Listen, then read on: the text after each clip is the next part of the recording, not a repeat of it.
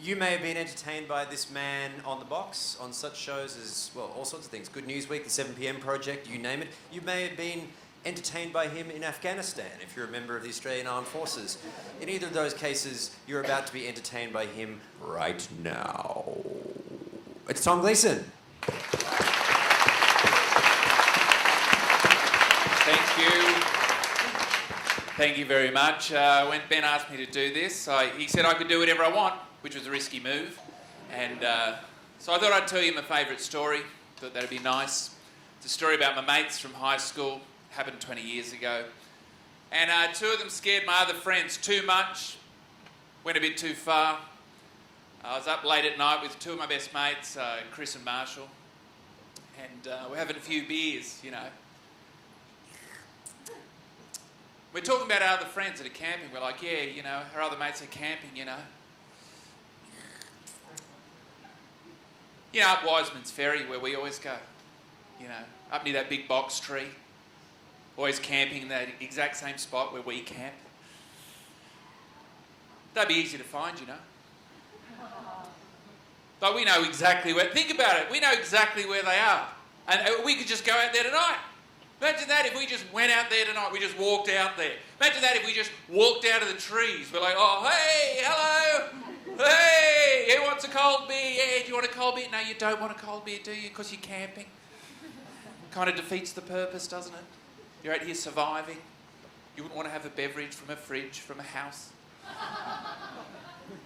But nonetheless, here you are. That'd be cool, wouldn't it? Imagine that if we just went out there and said hello, because we know exactly where they are. It's only like a 45-minute drive or something. Because they would have no idea that we're coming. We could dress up. We could dress up in clothes that they've never seen before. We could put on some of that weird shit in the bottom of your dad's wardrobe. That'd be cool. Let's try doing that. Now, at this point, I thought, you know what? I'm not going. I thought, I'm not going because this is the kind of night where people die. You know, I thought I'm not going to be involved in this thing. But my two mates, Chris and Marshall, I knew I'd made the right decision straight away because they were too into it when they were getting dressed up. Like my first mate, like Chris, he put on a full body of overalls, full overalls, right? Gardening gloves, because he said you can even be recognised by your hands. So he had on gardening gloves, a balaclava, right? And a nice artistic touch, he had an old man's flat cap, tweed, on top.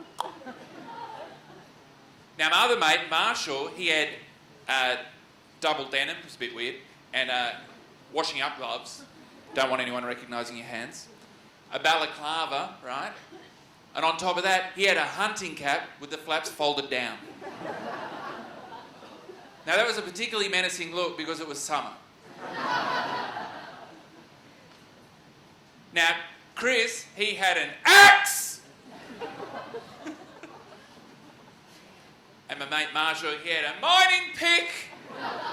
Like a little one for taking geological samples with. I don't know why that's more menacing to me. Like if you see a big pick coming towards you, you're like, but like a little one, you feel like it's going to run in and it, ding, ding, ding, you're like, your kneecap or something, ding, ding, and then just run away again. So they went off. Now I know it happened because hours and hours and hours and hours later, Chris, he came back and told me about the whole thing. He came back and he's like, oh man, it was great. It was great. I was right. They did have no idea that we were coming. Man, it was so great. We found them straight away. They were camping where we always camp, in that big box tree. But we didn't run it straight in there. We found them straight away, but we didn't run straight in there like idiots. We spent over an hour stalking them in the undergrowth. We were just wandering around slowly, just messing with their heads, you know. Every now and then we'd just pick up a stick and then snap it. Then get a little reaction, and then we'll just move on and we'll just keep sneaking around and just every now and then we'd pick up a stick and then snap it, right? Now, I knew it was going well because they were starting to do that voice that you do when you're trying to let other people know that you're not scared. They're like talking in a demonstrative fashion. They're like, oh, can you hear that sound of like, of sticks snapping? Like, I'm sure it's just a wallaby or something and nothing to be scared of, and there's a lot of us here, so even if there was someone there, which we don't think there is, I'm sure that we could handle them, whoever they are, though we think that they are nobody. So my mate, he said, I really wanted to take things up a notch. So I got my axe and I started sharpening it against a tree, right?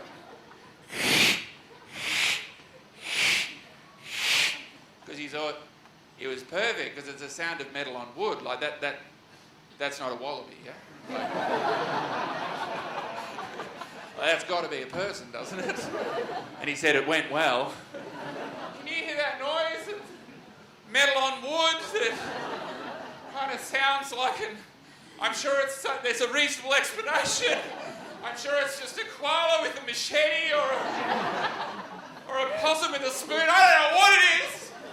But whoever you are, we don't think anyone's out there. We just want to let you know that we've got a shotgun in our Volvo, and we will deal with you if you come towards us. Who are you? What do you want from us?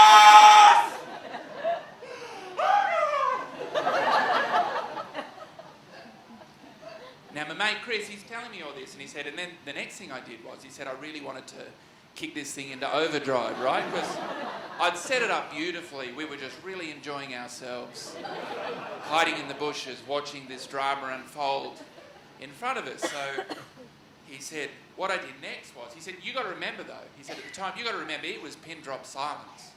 Like, you know, when you're out camping, like there's just nothing. You can't hear anything. Everything sounds a little bit louder out there. He said it was so silent, it was so quiet that you could hear a gum leaf break. He said it was so quiet you could hear a green gum leaf break. And he said, out of that silence, I did this.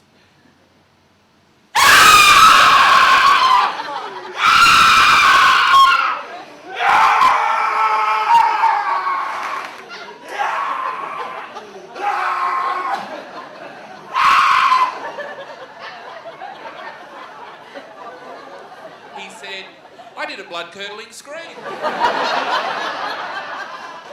And he said it like that, quite pleased with himself. I did a blood-curdling scream. And I said, I know. You're just telling me this story in my lounge room with the lights on, and I just shat myself. What the fuck are you doing out there? And he said it went well. He said straight away the tent that they were staying in just started to change shape, you know. And he said, so then we just ran in there with our axe and our pick. We just charged them. He said they all ran away. They all jumped in the car to drive off. And one of my mates, they just left him behind. They said, we've just got to cut him loose. We'll never see him again. We'll tell his mother, we don't know what happened, and we will not talk about this ever again. He has to go. We have to preserve the majority. My mate Chris, he grabbed one of them by the ankle out the back of the car, went to pull him out. He said that he was so scared, he couldn't talk anymore. He'd forgotten how to talk. He was just... He said he went all loose in his hands, like he was just waiting to die. He started to poke him with his finger, and the guy just let him do it. It was like, just kill me, just kill me, kill me, just get it done, kill me.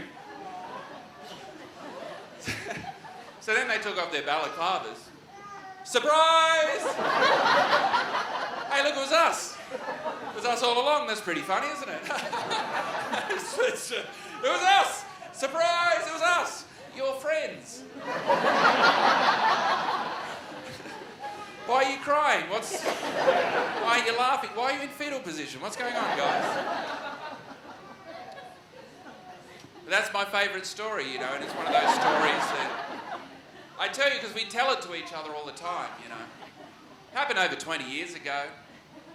I'm 40 now, we're all having our 40th birthdays. And everyone's 40th birthday, the story comes out again. And everyone, you know, it's a bit different each time, you know, the details get changed, new bits get added in, old bits get taken out. Constantly evolving. And it always goes the same way. It's always late at night. It's always after a few beers. And it always starts really funny and nostalgic. Oh, remember that? Like, it's so funny that, you know. Oh, yeah, best thing ever. But it always ends the same way. With that guy going, but then you left me behind. You left me behind, man. This story's bullshit. You left me for dead. I don't know why I keep coming to these parties. I'm never going to come to this shit ever again. If you keep telling this story. But that's my favourite story. Thank you very much. Thank you.